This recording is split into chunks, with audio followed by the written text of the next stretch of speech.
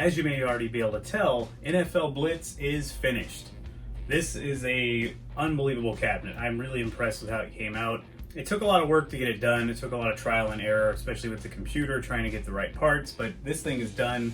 I'm very happy with how it came out. Much as I love Killer Instinct, I think it's possibly the best looking cabinet I have in the entire game room here, but that's probably me just getting excited about how good the control deck came out. This thing actually has some colors to it. It's not just kind of like a dark fighting cabinet. It's a pretty good looking cabinet all around. I think this is my best looking marquee I've ever had by far. Part of that is due to how the lighting is on it. The lighting is actually shooting from behind it up to the front. It's a new marquee designed by Arcade Game Factory, and just that little touch alone made this marquee look better than all the rest. The lighting is very even, it looks really good. You can see some of the borders there where the wood is blocking it, but it's still a really good looking marquee. If anything, it's almost a little bit too bright, but I don't care. I'd rather have it be too bright than too dim. So right now I'm running NFL Blitz 2000 for the demo mode. I usually run NFL Blitz 99 just because I like how the attract mode sound is set up. You can either have it full on or just fully off. I do like the NFL Blitz 2000 one a little bit better. The big issue with that is it's kind of glitchy. The emulation still isn't perfect, meaning that you're going to run into some problems with the settings. The menus are not right, so you can't change some of the settings. Luckily you can change the important stuff, but the rest of the stuff, the menus are basically just broken. So you may have seen all my other build videos, but I'll do a quick run through of what this cabinet has. It's running, of course, an Arcade Game Factory marquee. It is their new Lightbox Marquee for Gen 1 cabinets. I got the print from Escape Pod. This is a Translite print. This is not the stick-on. If you want the Translite print, you usually have to ask specially for that. The side art is all done by Escape Pod. I'll show you a close-up on it, but I've actually never had art in this area down here. I thought it was a misprint, a mistake, and I realized, oh, it's long, so you could put it on here. So I actually really like that. None of my other cabinets have that, but we'll see if I do that in the future. Maybe I can add something to them later on. It's not high on the priority. I just think it looks cool for this cabinet. The control deck art is actually done by Arcade Graphics. The reason for that is Escape Pod does not have the original arcade control deck. So if you want this thing to look like the real arcade, you're gonna have to go through arcadegraphics.com. They have the control panel layout. That's all they actually have last I looked. So you can't just buy the full kit from them. Costs you a little bit more money, but if you want this to look like the real thing, that's the way to go. On top of that, I've got a custom control deck made by Tulsa Arcades. They cut it all for me, they cut the plexi for me, and look how great it is that the buttons sit on top of the plexiglass, just like real arcades. It's so nice to have that real arcade look and feel. There's no gap around it. You know, I've noticed on my other Arcade1Up, sometimes some gunk will fall down in the plexi around the buttons and you gotta get in there and either vacuum it out or wipe it out. As far as the controls go, these are HAP controls. The button layout and scheme is exact to the NFL Blitz arcade cabinet. The colors look the exact same. The joysticks are black. They're not accurate to the real arcade. I would have had to have bought 49-way joysticks, and I'm not 100% sure they work with MAME. They're also very expensive, so I just went with these. Now you do notice a difference. You can kind of only go in 8 directions with your player versus a huge array of directions. It hasn't really been an issue for me. Only a few times I've noticed it, and only a few times I've been annoyed with it. Not annoyed enough to spend another $200-300 and hope it works. Inside the cabinet, I'm running an HP Elite Desk computer. This is running a Core i5 processor. I believe it's a 4570. If I'm wrong, I'll put it on the screen somewhere here, but I believe that's what it is. I've got 8 gigs of RAM in here, and it's running an SSD drive. It came like that as I bought it. It's a used computer, but the SSD may be new for all I know. I really don't know, but it's also running Windows 10, and it can run NFL Blitz all the way up to NFL Blitz 2000 without any issues. I am running a somewhat mid-range Logitech PC speaker setup. It's got 2 speakers up top here and a subwoofer down in the cabinet. It's not the best, it's not the worst, but it'll get you by, and it really sounds pretty darn good. I can feel the hits coming through the control panel. Everything just kind of vibrates. I'm sitting on a stock riser here. I don't plan on really changing that.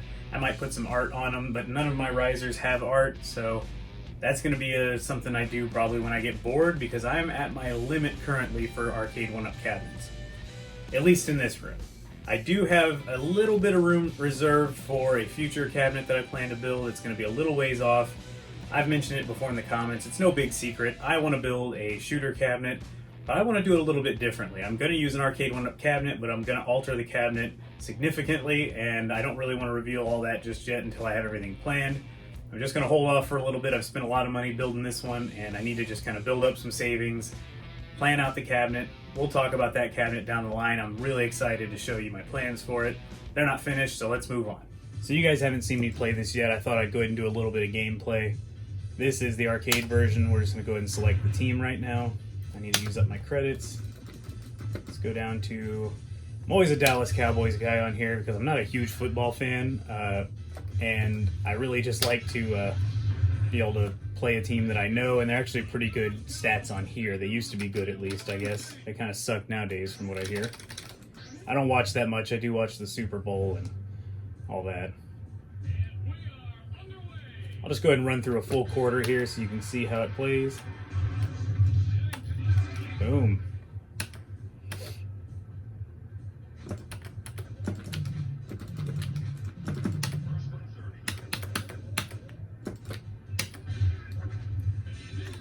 So I should note, you probably couldn't hear it, but for some reason, when you have one of these stages on this newer Blitz, especially when it's the snowy stage like this, or the snowy field, sometimes when that initial text shows up showing you how to play the game, the sound crackles a bit.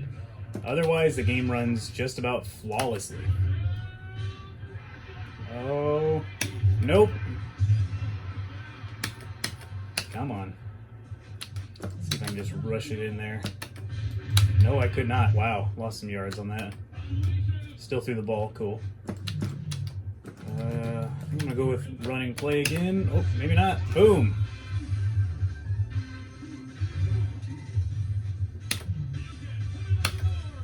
So I have the volume down quite a bit, but it sounds really good when you get it pumped up, but it's just too loud for the camera, probably.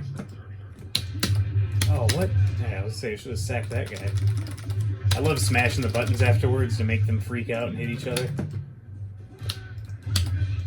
My wife actually heard me doing that and thought I was being mad at the game and was like yelling at me for beating up my game, but I just love doing that to beat up the guys, even though I'm not really mad at them.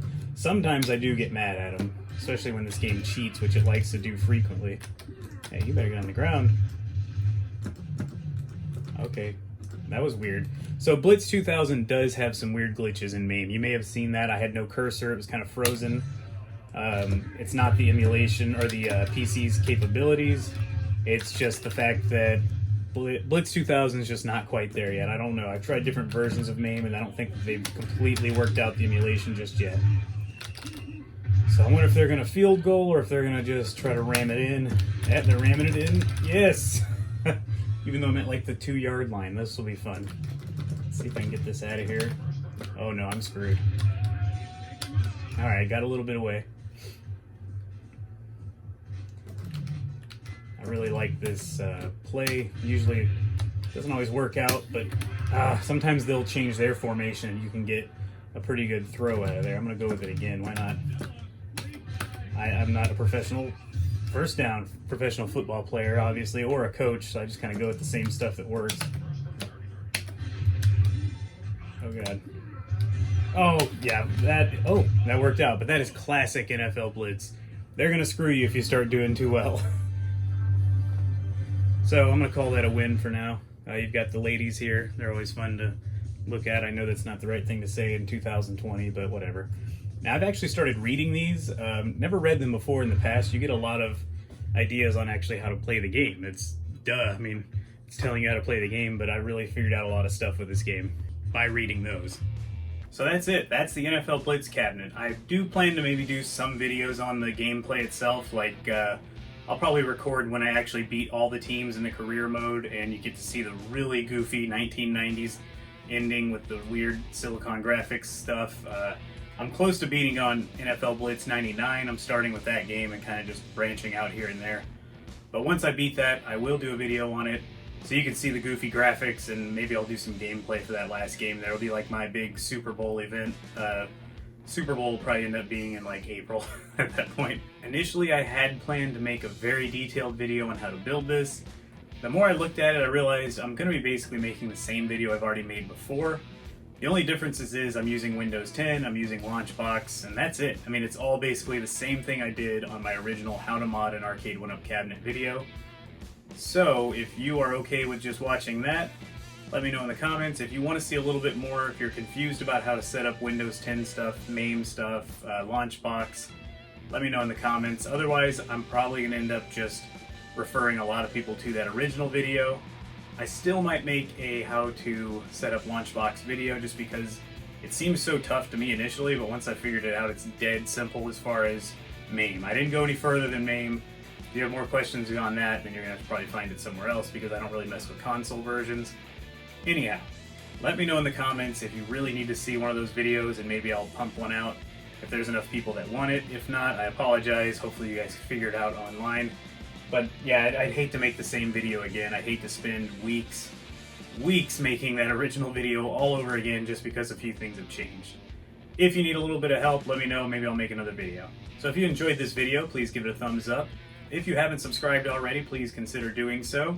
I try to make videos roughly every 5 to 6 days. That's not always going to hold up. I'm about to get really busy with my real job, unfortunately, but I'll keep trying to pump stuff out for you guys. If you want to see something specific, leave me a comment.